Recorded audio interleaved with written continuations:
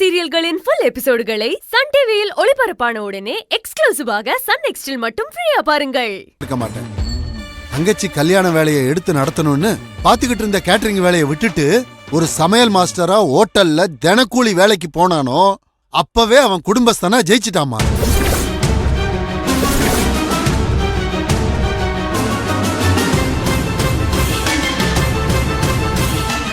என்ன மாமா சொல்றீங்க? மூர்த்தி சமையல் மாஸ்டரா வேலைக்கு போறத பத்தி இப்ப வரைக்கும் எங்ககிட்ட வாயுவே திறக்கல. என்ன காமாச்சி, இது கூடவா உனக்கு புரியல? அவன் வேலைக்கு போறத பத்தி உன்கிட்ட சொன்னானா நீ கயல் கிட்ட விஷயத்த சொல்லுவ. கயலுக்கு தெரிஞ்சா அவனை வேலைக்கு போக விடுவாளா? அவன் தன் பொண்டாட்டி பிள்ளைய விட தங்கச்சியை தான் உசுரா நினைக்கிறான். அதனாலதான் எதை பத்தியும் யோசிக்காம கேட்டரிங் வேலையை இழுத்து மூடிட்டு ஹோட்டல் வேலைக்கு போயிட்டான்.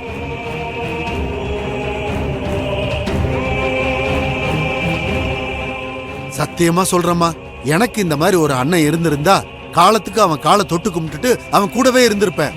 நீ கொடுத்து வச்சவ கயல். அப்புறம் காமாட்சி, கயலோட கல்யாண செலவு பத்தி நீ எதுக்கும் கவலைப்பட வேண்டாம். எல்லாத்தையும் மூர்த்தி பாத்துக்குவான். சரிம்மா, நான் போயிட்டு வரேம்மா.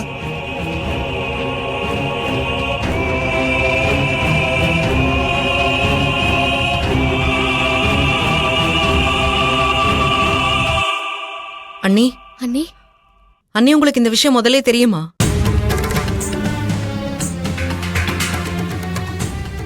சொல்லுதனோ அண்ணி, நான் உங்களை தான் கேக்குறேன். அது வந்து அண்ணி சமாளிக்காம சொல்லுங்க அண்ணி. தெரியும் கயல்.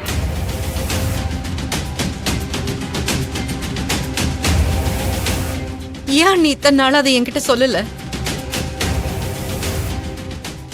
கயல், விஷயம் தெரிஞ்சா நீ ரொம்ப வேதனைப்படுவ. அதனாலதான் வெளியில வேலை பார்க்குற விஷயத்த உள்ள சொல்ல புரியுதா? மா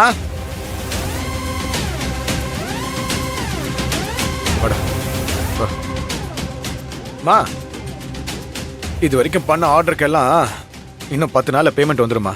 அது வந்ததுக்கு அப்புறம் கையில் கல்யாணத்துக்கு தேவையான நகையெல்லாம் எடுத்துடலாம். அப்புறம் பெரியப்பா குடும்பத்தை தாண்டி யார் யாருக்கெல்லாம் ட்ரெஸ் எடுத்து கொடுக்கணும்னு சொல்லிடுங்க. துணிமணிக்கு மட்டும் எவ்வளவு தேவைப்படுதுன்னு இப்பயே ஒரு கணக்கு போட்டு பாத்துருவோம். டே மீட்ரே, இங்க வா. இப்படி நான் சொல்றதெல்லாம் எழுதிக்கோ.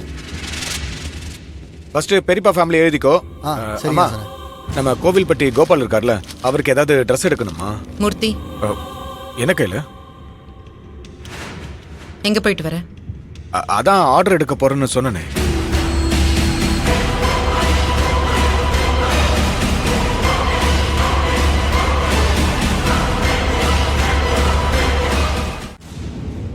ஹே, என்ன சந்தேகமா பாக்குற? உண்மையதான் சொல்றேன். உனக்கு கல்யாணம் நடக்க போற நேரமானு தெரியல. எனக்கு லைனா ஆர்டர் வந்துகிட்டே இருக்கு. இந்த பாரு, சாப்பிட்ட உடனே கிளம்பணும் நாங்க. இங்க பாரு, உங்ககிட்ட பேச கூட டைம் இல்லைன்னா பாரு. கையை காட்டு.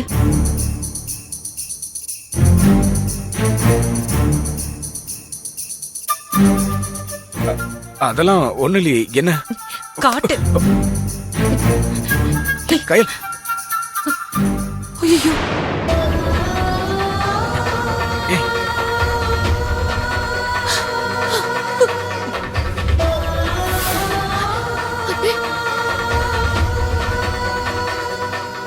கையில என்ன? ஏன் இவ்ளோ கண்ணி போயிருக்கு? அது அது ஒண்ணு இல்ல. இன்னைக்கு ஒரு ஆர்டர், ஒரு சமையல்கார் வரல. அதான் நான் சமைச்ச. போய் சொல்லாத கையில். நான் ஏன் போய் சொல்ல போறேன்? என் கல்யாணத்தை நடத்துறதுக்காக நீ அடுப்படியில நின்னு கஷ்டப்படுறதுனாலதான் கை இப்படி ஆயிருக்கு. ஐயோ, இல்ல இல்ல இல்ல கையில், அதெல்லாம் எதுவும் இல்ல. அண்ணே, நீ ஹோட்டல்ல சமையல் மாஸ்டரா வேலை பாக்குறேன்னு பெரியப்பா எங்க கிட்ட சொல்லிட்டாரு.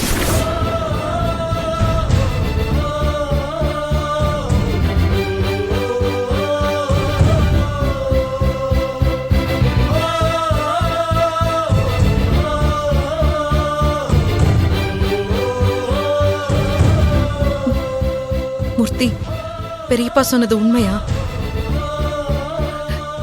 நீ சமையல் மாஸ்டரா வேலைக்கு போறியா?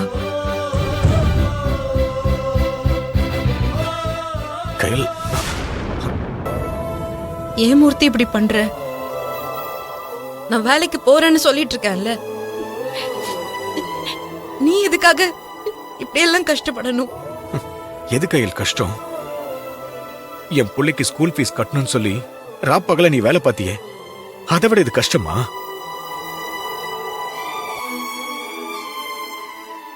ஊரே மெச்சுற அளவுக்கு என் தங்கச்சி கையிலுக்கு கல்யாணம் பண்ணணும்னு சொல்லி வெறும் வாய் சாப்பிடால் விட்டா மட்டும் பத்தாது. அதுக்கு பணத்தை நான் புரட்டணும்ல கையில். என்ன நம்பி யாரும் கடன் தர மாட்டாங்க.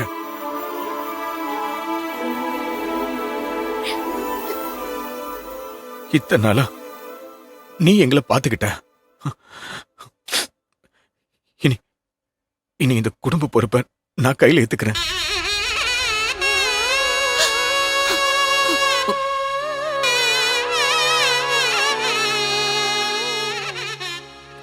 கிடைக்கிற அத்தனை அத்தனை வேலைக்கு நான் போறேன்.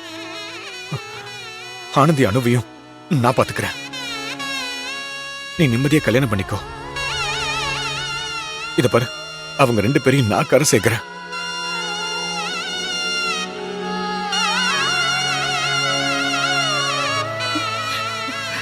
ஏய் கயல், ஏய் எதுக்கு நீ கண் கலங்குற?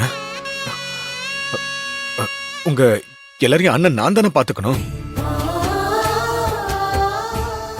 இத பாரு, நான் என்ன முழுசா கேட்டரிங்கை விட்டுட்டேன் நான் சொன்னேன். ஆர்டர் கிடைக்கும் போது அதையும் எடுத்து பண்றேன். இப்போதைக்கு நேரத்தை வீணடிக்காம இருக்கிற வேலைக்கு போறேன். அதுக்காக கையிலோட அண்ணன் சபையில் நின்னா மட்டும் போதுமா? அதுக்கு ஒருத்தா நான் ஏதாவது செய்யணும்ல. என் கல்யாணத்தை நடத்த எங்க அண்ணன் இருக்கான்னு அன்னைக்கு நான் சிவசங்கரி மேடம் கிட்ட ஒரு பேச்சுக்கு தான் சொன்னேனே தவிர அவன் அவன் எனக்காக இவ்வளவு நகை போடுவான்னு நான் வாக்கெல்லாம் கொடுக்கல. ஆமா, அது தெரியும் கையல். ஆனா உனக்கு நான் நிறைய செய்யணும். உனக்கு சீர் செய்யறது கடன் இல்ல, என்னோட கடமை.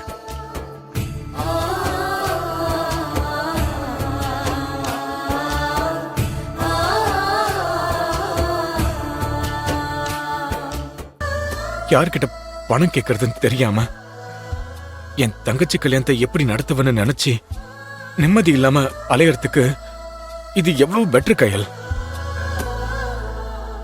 உனக்கு உனக்கு நகை சேர்க்க தினமும் ஏதாவது ஒண்ணு பண்றன்ற திருப்தி இருக்கு.